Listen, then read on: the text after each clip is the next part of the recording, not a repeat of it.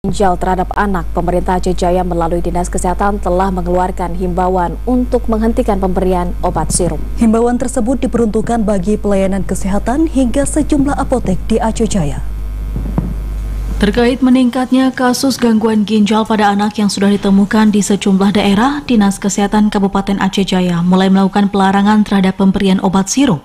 Penghentian ini dilakukan setelah adanya himbauan dari Kementerian Kesehatan Republik Indonesia yang melarang fasilitas kesehatan, nakes maupun apotek memberikan obat sirup. Keputusan tersebut didasari pada surat Direktorat Jenderal Kesehatan Kemenkes berkaitan dengan penyakit gangguan ginjal akut progresif atipikal pada anak. Kepala Dinas Kesehatan Aceh Jaya, Rosnia, mengungkapkan perihal larangan pemberian obat sirup meminta semua fasilitas kesehatan maupun apotek untuk menarik dulu semua jenis obat sirup. Dan atas larangan tersebut, Dinkes Aceh Jaya meminta semua pihak untuk bisa bekerja sama sambil menunggu informasi lebih lanjut dari pemerintah pusat.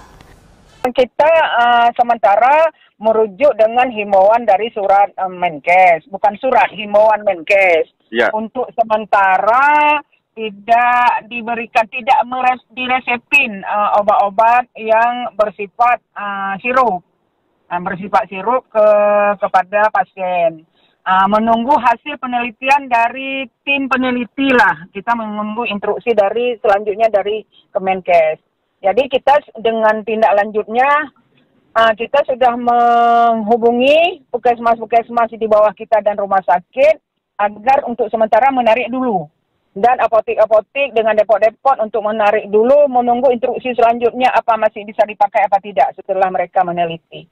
Sementara itu, sejumlah apotek di Kota Jalang sejauh ini masih ditemukan adanya obat sirup cair yang diperjualbelikan, dan Dinkes tempat akan memberikan sanksi tegas terhadap apotek dan vaskes yang melanggar himbauan larangan tersebut.